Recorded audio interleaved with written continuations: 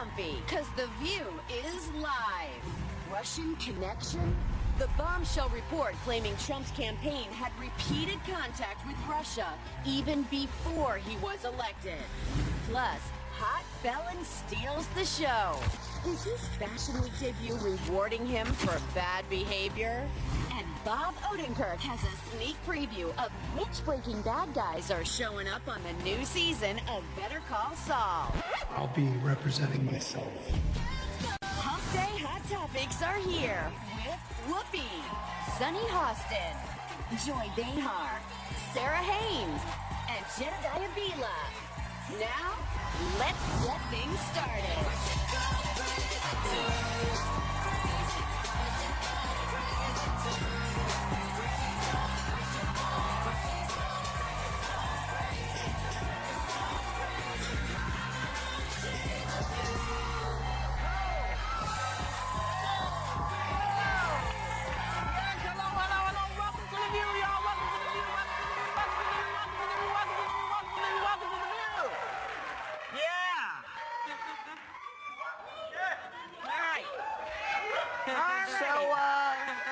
Apparently, let's get to it. I'm trying. I'm scared. When you're in a rush, No. I go as fast as I can.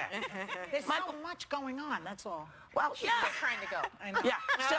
Yeah. Michael Flynn wasn't the only one who had Russia on speed dial, apparently.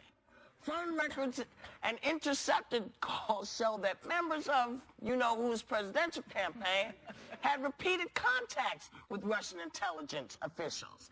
Now, apparently this was a year before the election. Now, he called it fake news. He always does that. And added information is being illegally given to the failing New York Times and the Washington Post by the Intelligence Committee, NSA, and FBI, just like Russia. He questioned the integrity of the intelligence agencies. What does he expect? Does he expect them to love him and not leak stuff? Because he started this war with the intelligence agencies, and this is what you're getting now, Donald. It is a little scary, though, to me, because these people are unelected. So what you basically have is, now I'm not saying the content of the leaks aren't important. Who are the people? These bureaucrats, the NSA, the intelligence officials that are unelected, that some are layover from the Obama administration, the concept that they can at will decide that if they overhear this information, and let's keep in mind that they always overhear interaction between American politicians and foreign officials, that's part of their job to oversee that. If they can at will say, you know what, I think that people have a right to know this and leak it to the public, that can be a little bit concerning to me. Sorry, that's not to say the content isn't important. No. Assuming that this is assuming that there is a leak, but this is not the leak is not the issue. They're on the phone with Russia. And that is the issue. That's the issue because, it's almost like a thief. It's almost like a thief blaming, the surveillance video for the crime. That's right. Very good. So, isn't that what it's like? So you steal something and you get caught on surveillance and you go, it's that damn surveillance video. Yeah. But that's what the Trump administration is doing. We talked about the leaks, though, even when it came to WikiLeaks, and always saying that the potential is for these leaks to be unverified, unsubstantiated. But we don't know we don't know whether these are leaks. All we do know is that this information has been out there for a while. Michael Flynn's gone, and the fact that they were aware that these issues were present when he took office. Yes. They knew this was a problem. So for me, I just, I actually tweeted something this morning because it pissed me off. It pissed me off. It's like, really fake news? And so fake. Oh, there it is. Fake news, huh? So fake, Mr. Flynn resigned. Yeah. Wow. Does this mean that all those people you were blaming, because, they tried to blame the Obama administration. They said, well, remember, Obama put the sanctions in, and the Russians did nothing. Okay? Because they knew they were going to be able to, go ahead. Go ahead. Well, what I was going to say, and I was asking Jed about this before the show, is the first thing that jumped out at me about this was that Comey felt it was so important leading right up to the campaign to let us know about some emails where they didn't know yet yet if they were duplicate emails You talk about the FBI. Yeah, Yeah, sorry, against Hillary, sorry. right. He felt the need to come and speak out about that leading up in the last 90 days about emails. They didn't know yet if they were duplicate, if they had seen them, if there was anything in them, but we have to let people know. What I asked Jed was, why is this not the same problem? Because if I knew leading up that there was information about our democracy possibly being toyed with by a foreign that's a good power, question. that's one that I would think they should speak up about. You want to ding that? You want to ding that? Yeah, I'll do it. Ding it. I got a You're ding right. it, yeah. You're right. You know what's bothering me is that the Republican Party is not stepping up the way they should. They will sell their soul down the river, sell democracy down the river so that the rich can get tax No, cuts. that's not true, Yes, though. that's what You they're have doing. Republicans I standing don't up. see anybody That's not really true. standing up. Let You me have read Mitch- you a quote. let me give you some names. There are a couple of Mitch names. Representative McConnell, Mark Senator- Meadows from North Carolina. Here's a quote.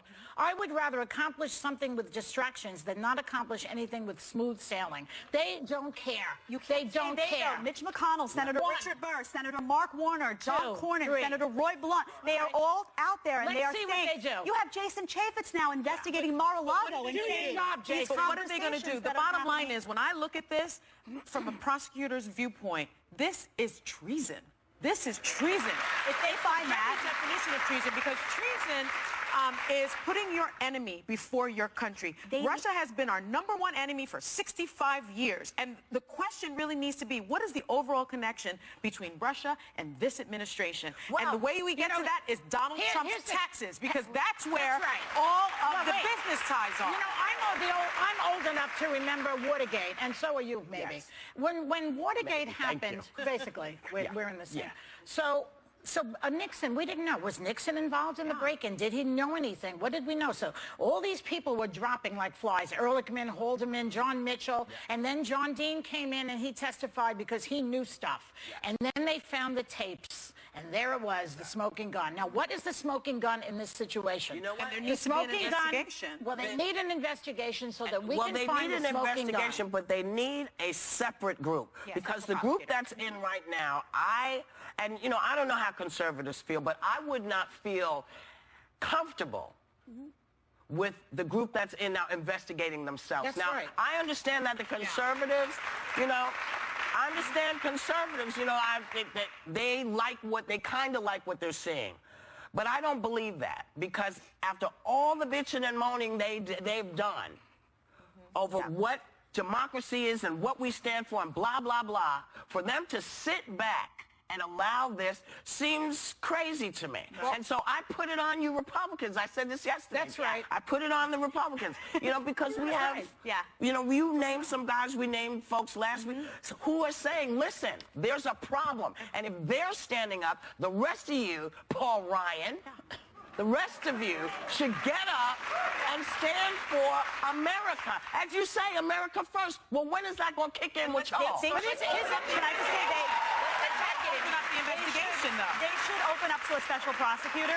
What you're saying is accurate, and the reason behind it is they argued for a special prosecutor when it came to Hillary's emails. They argued for a special prosecutor when it came to Donald Trump Benghazi. made Now it a they're campaign whistling. promise. The truth is that all of these politicians are entrenched with each other, so you do need someone from the outside. Real conservatives will stand up and say the system, in order for it But to y'all thrive, better you get need up. someone. It's possible and they should. that somebody's going to get Trump. Maybe it'll be Putin. Now we know that they were discussing sanctions, this guy Flynn, right? And probably saying we're going to get rid of the sanctions. Oh, absolutely. Okay. They were gonna so lift now Obama's let's say Trump decides he's going to get rid of the sanctions. Well, the Americans will go crazy on our side. And if he doesn't get rid of the sanctions, that's going to tick off Putin. So Putin may turn on Donald. It's either the intelligence communities, the Republicans, or Putin. Someone's going to get Donald. I just want to say that the conversation, really quickly, I just want to say we have two things going on. The conversation with Flynn, we have wiretapping on that. We know what was said. The sanctions were discussed. These other conversations that were going on during the election, we don't know what was involved. That's where the investigation needs to take place. Transcripts? That's what needs to be That's found out. Those are what happened before the election, What and was it's also discussed what and who happened with. and after the And election. after. Was there collusion? But we have to 100%. say that the administration has denied all of these allegations. Well, the administration They also believes, said- in, yeah, but believes in fake news. They are the fake news. The administration also said a few days after that they didn't, a few days after the election, they came out and said, we didn't speak with anyone from Russia. And now we know that in fact did happen. As if this is a big surprise. I know, he's a liar. Because, you know, when they said, when Flynn was up, they said, listen, he's been in touch with Russia. He got an apartment over there. Yeah. He doesn't, but I'm making funny. But they made enough of a stink to say there's a problem, and nobody chose to look at it. Yeah. So now it's a big problem, and it's a growing problem. Yeah, and it's gonna scary. 35 get- days into this. Can you imagine? Yeah. I'm with you, though. Yeah. Republicans need to step up. Yeah, they need to Republicans step up, Step you know? up. This stuff does I not want to look see good. the opening of an investigation. I do, too, with a special want to see prosecutor. it. We're on You know the- what I want to see? I want to see today's Black History Month, FYI. It puts the spotlight on pioneers in the American arts and culture. The African Grove Theater is considered the very first formal black theater company in America. It was founded in Manhattan in 1821, 6 years before the abolition of slavery in New York, and was welcome to all black New Yorkers, free, slave, it didn't matter. It soon became very popular for white folks as well, and it was home to the first black Shakespearean actor, James Hewlett. And you know what? I made a mistake. We did some research, and I think earlier this week, I mentioned was it Booker T. Washington, I think. Was that who it was? Du Bois.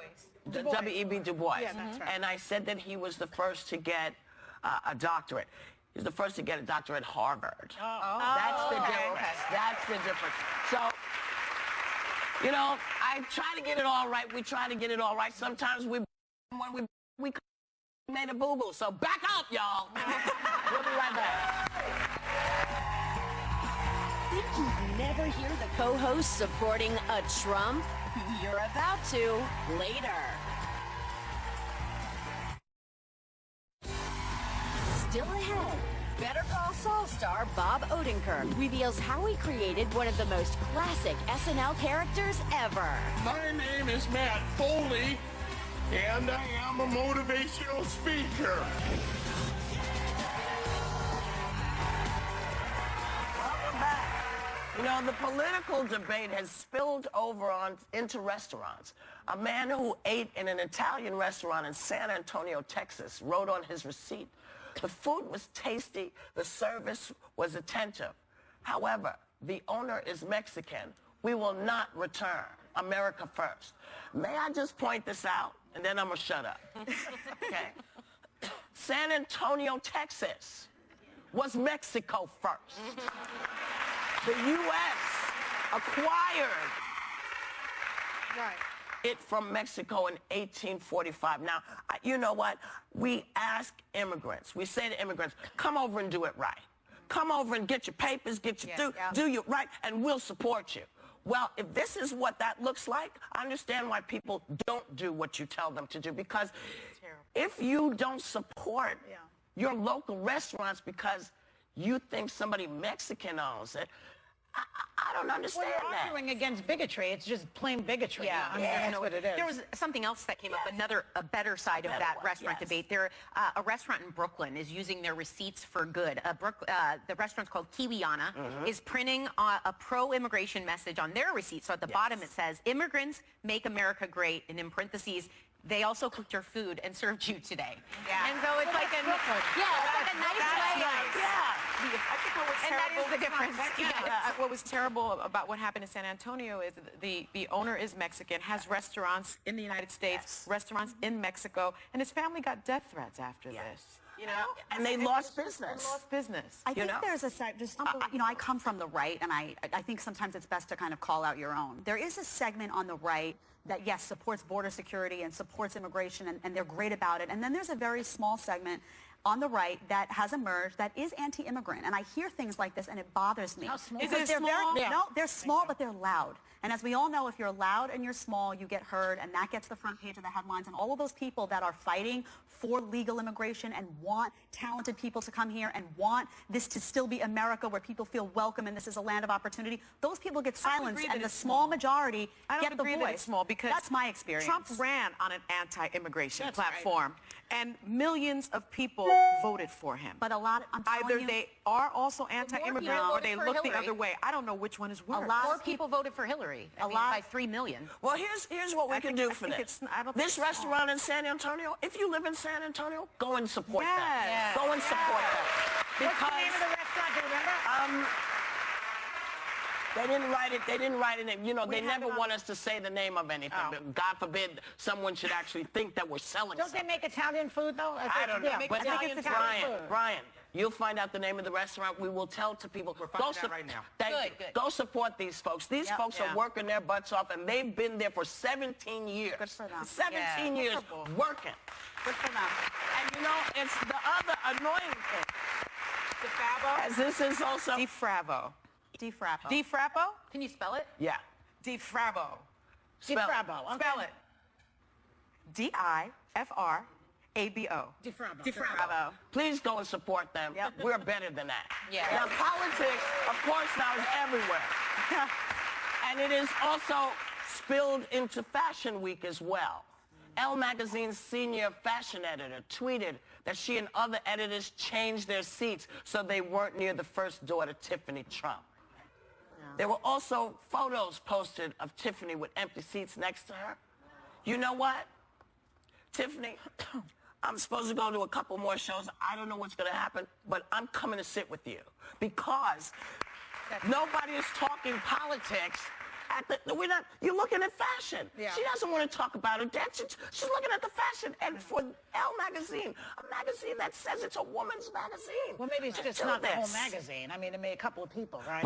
But still, Yeah. but the bad apples have represented themselves as Elle.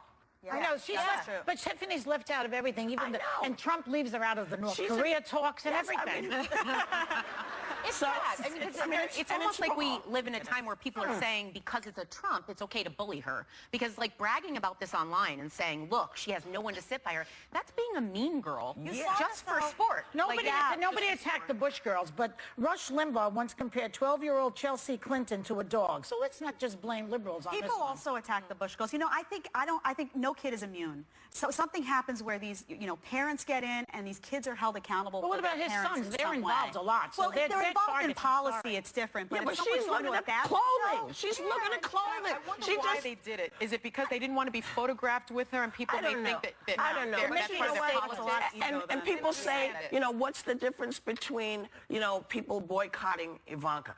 There's a difference. Yeah. That's all about buying stuff. You're right. buying stuff. Supporting with your This dollar. girl is looking at fashion, and she's just looking at fashion. Yeah. Yeah, how So- come she doesn't have a shoe line is what I want to know. Well, I don't know. But I just don't understand why they would I do just thought that. it was mean. Yeah, and you yeah, know what? it's I don't want to talk about your dad, but girl, I will sit next to you because I've been there where people say, oh, we're not going to sit next to you. I'll find your ass and sit next to you. We'll be right back. Still ahead, binge cheating. Find out why Netflix could make people be unfaithful to their mates. Have the ladies given in to temptation?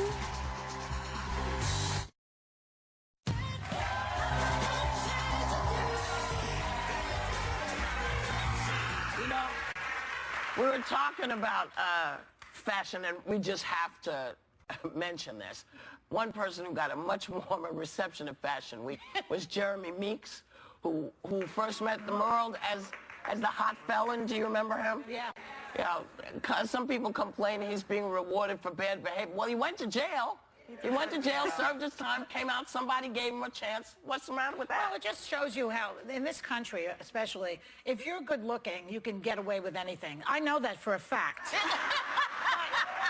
find that If he was not a good-looking guy, he would be up the creek Well, he, like would every not other be, he fella. wouldn't be a model, but you got to be good looking to be a model. But he did his time. Why He went does he to have jail. that? I know he didn't do any murders or anything. He's just. He was convicted of possession of a firearm. But he does have that little tear. Someone told me. What does that mean? I don't that like tear? the tear turn is a turn off for me because Well, you're not his audience, baby. I'm not, but what does it mean, But the this tear? is why it's a turn off. It's sometimes a gang sign for Sometimes. carrying out a Say murder or sometimes. relating to time spent in Sometimes. prison.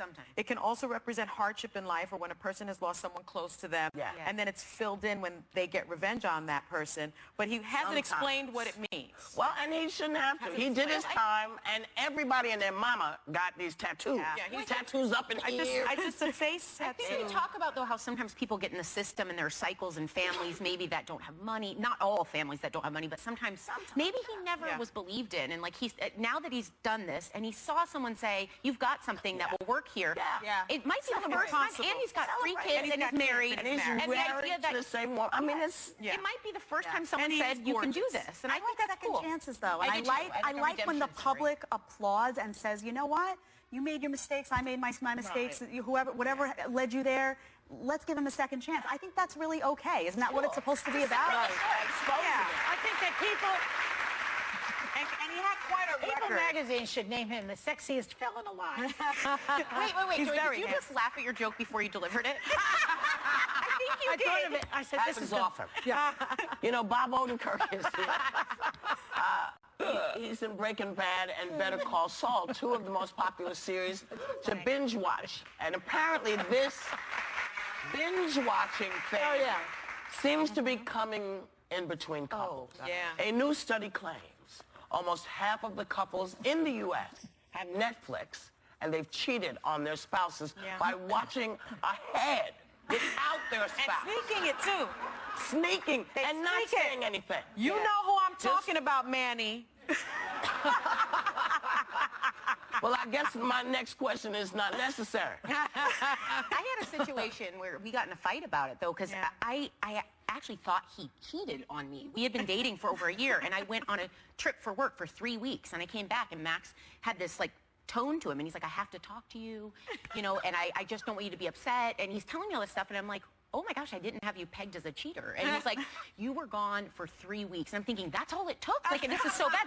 Finally, he's like, I watched Breaking Bad. And at first I was relieved. 3 weeks. Yeah. At first I was relieved, and then I popped back, and I was like, wait, like how much? Like, and he goes, well, a little bit.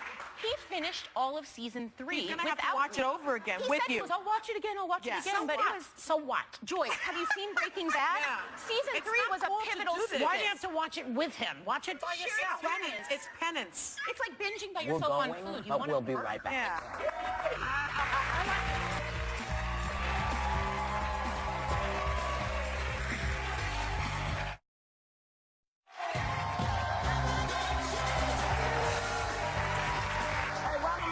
You know, science has found that if you really want to know about someone's character, ask your dog. Researchers had dogs watch people who were nice to their owners and others who were not nice to their owners, and the dogs would steer clear of the mean ones, not even accept a treat from them. Wow. Oh, yeah. Boom. Oh, yeah. So they know the They dog. know. You have dogs. You have dogs. Cats know too, but they don't care. Yeah. I used to have a handyman, and every time he came in, Trixie's fur would go up, and she doesn't bark at people normally. It turned to Max. I had this huge theory. I was like, this guy's got a second life. Like, something's going on. Trixie can sense it. Max was like, she's also 14, and she doesn't see well, so maybe it's something else. I was like, Right. oh.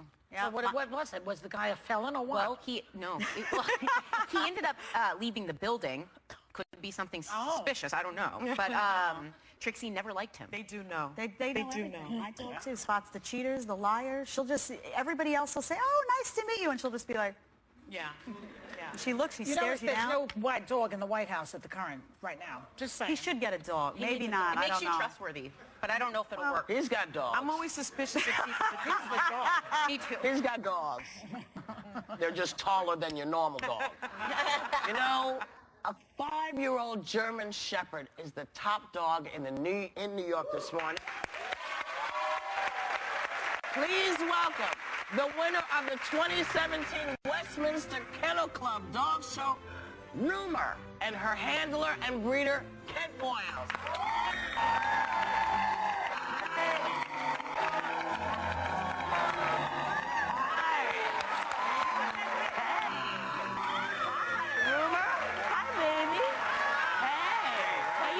Good. So, I mean, she came close to winning last year, right? Well, she was won her. runner-up. Well, yeah, she won her group last year. Yeah, But then she was retired then. Yes, And then you exactly. brought her out for one more party. I did. And she won. Beautiful. She's so regal. Yes. She's so beautiful. Has there ever been a German Shepherd that won? I don't think so. In 1987, Colby Tucker Hills, Manhattan. The only other herding dog that has won that. And Gail Miller-Beicher from the Westminster Kennel Club is in our audience. Gail, Rumor competed against nearly 2,800 dogs. What was different about her? Well, in the Best in Show ring, there were 7 fabulous dogs, of course, but the judge felt that she epitomized her breed, that she had the characteristics that made a German Shepherd dog a perfect German Shepherd. And so it was a great win. As he said, it was the second time a herding dog has actually won Best in Show. And the judge actually said it was magical watching her go around the ring.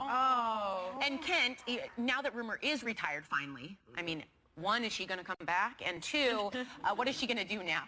No, she's going to go back home and hang out at the house like she's been doing for the last year. And we'll got to work on trying to find her an appropriate husband and hopefully have some babies. She deserves that. She's worked really hard. Yes. And then has she gone to Sardi's already? Going there later. As you know, the winner of the Westminster Dog Show gets to have a fantastic meal at Sardi's here in New York. So our thanks to Rumor, Kent, and Gail. And we, of course, will be right back. Go ahead.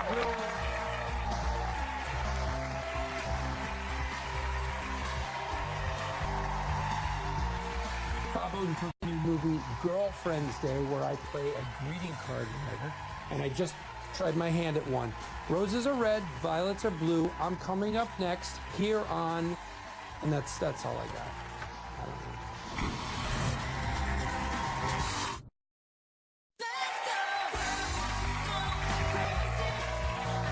Just telling you, fans cannot get enough of Bob Odenkirk as the ethically challenged lawyer Saul Goodman on Breaking Bad and Better Call Saul. And now he's the writer and star of the Netflix news movie Girlfriend's Day. Please welcome a very happy man because his dog has a connection in a funny way to the dog that was just here. Welcome, Bob Odenkirk. Thank you, Whoopi. You're welcome. Tell us about your connection to the I dog. love my dog so much, too much. Oh, yes. Oh, that's Olive, and her back end is a German Shepherd. Her front part is kind of a staff terrier. But you can't see it, but if you just block her face, you see the German Shepherd back there. So they share butts. Yeah. Who doesn't love a good booty? Everybody. You know, fans are getting excited for the new season of Better Call Saul in April because one of Breaking Bad's baddest bad guys is making an appearance. What can you tell us about him? And will we ever see Walter White again? Well, what can I can't tell you anything. All right. No, I can tell you that Gus is coming back as people anticipated. Look at that. Yeah. Wow. Giancarlo Esposito. What a great actor. Yeah. I played Jeff. He played my brother in a movie that you were in also, yes? Possibly. Yeah, we We'll did. get We'll our figure it out. IMDb pages up Yes. here and try to cross-reference. What a mess. Yeah, so we got Gus coming back, but more characters than just Gus. Every time I open a script, I'm reading for Better Call Saul, I'm like, wait, that guy's dead. But not in the world of Saul, because it takes place before Breaking Bad, so the dead are... What they call a prequel. It's a prequel. So Saul Goodman is a very popular. Oh my goodness, do people stop you on the street and say, "Better call Saul"? Most of the time, people yell out They do. something like, "Gotta get Sal," which always, I'm like, well, so you know the show well enough to recognize me, and I don't exactly look exactly like my character, and yet you don't actually know the name of the show or the character. How are you watching this show while you're doing something else they're out on of the the corner of your iPad. mouth? But yes, I do get people yell out all the time. Better call Sal. And they also ask me lawyer questions as though I don't know. Have you ever played a doctor, Whoopi, and had people come up and ask you to... It's pretend. Yes. I don't know anything. Now, you were nominated for a Golden Globe last month. Yes, and I even was. though Billy Bob Thornton won your category, he gave you a shout out and referenced a feud between the two of you. What was that all about? Ripping on me. What was that feud? Well, he can have a feud with me anytime. It gets me a lot of press. Boy, let's get these feuds going. We did Fargo together, the first season of Fargo, and enjoyed hanging out. And I think he just wins so many awards, he's out of people to thank. And so he uses it to begin feuds. Now, I knew you were an SNL writer, but what I didn't know is you actually wrote one of my favorite characters, Chris Farley. He was called Matt Foley. You guys remember him. Motivational speaker. Rolling Stone called it the greatest SNL sketch of all time, and we have a clip. First off, I am 35 years old. I am divorced, and I live in a van down by the river. Here's you, here's Matt, there's you, there. Whoops-a-daisy. Whoops-a-daisy. That, and I'll tell you, I wrote that alone in my apartment in Chicago. I was doing the show at Second City Theater in Chicago. I grew up in Naperville, and so it was a dream to be a part of that theater. And Farley was in the cast, and he had done a voice like that in an improv sketch. He was like a coach, you know, come on, kids, let's go. And it was just a go-to voice for him. And I went and wrote this thing about a guy living in his van down by the river, and he just killed it every night. Yeah. It was an amazing thing to see. He was extraordinary. Yeah. He was amazing. Well, also amazing is your new film. You've got a new Girlfriend's movie, Girlfriend's Day. I saw it yesterday. Very funny. Very you're funny. so great. Yes, Thank you for watching And it's a it. black comedy, so it's pretty cynical. Wait a second. Am I in it? No. I'm kidding. It's not an African-American comedy. It's a black comedy, a cynical comedy. You're a greeting card writer who gets a second chance at love. We have to take a look. Oh, yeah, here we go. You're not Ray Wentworth, are you? The card guy? Cats do you have?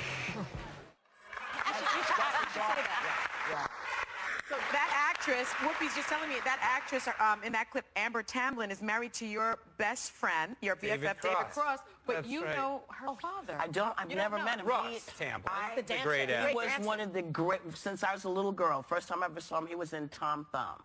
And I watched him from Tom Thumb to the Seven Brides for Zara. He's just West Side Story. I mean, just one of the greatest dancers ever in the history. I love you, dude. I've never met you, but I love you. Ross is fantastic.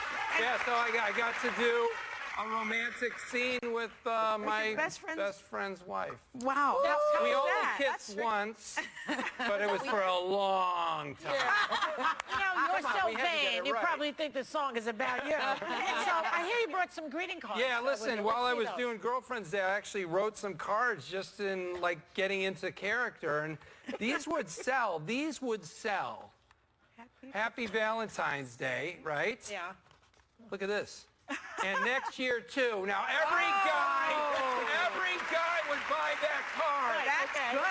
He didn't have to take it with him. If he breaks up with it, he's got to take the card with him. You got to remember the card. What is this one? This one's, remember that thing we were going to watch together? I already watched it. Not cool.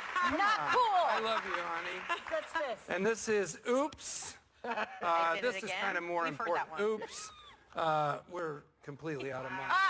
I'd say it for you. What did it say? Let me see that. We're completely out of money. That's funny. Wow. You got a future in this. Will you come back anytime? I would love to. it's Thanks just for having me. Really nice Thank to you have so you. much. And we are big fans of you. We are. Yeah, all of us. Girlfriend's Day is streaming now on Netflix. And we, of course, will be right back.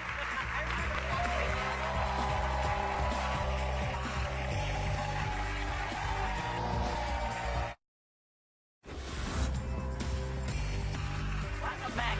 You know, it's it's always fun to get great people on. I love him. I mean, I and just, he's fun himself. Yeah, and seeing that clip, you know, seeing that clip and noticing all the folks who are no longer with us, like Chris, and there were a lot of folks in there. It was really sort of moving. And you know what? We want to say thank you to you guys and to the folks who watch, because really, if you weren't paying attention, we'd just be talking heads. So we appreciate the fact that whether you're fighting with us or loving us, we appreciate the fact that you're watching. We want you to have a great day and take a little time to enjoy the view.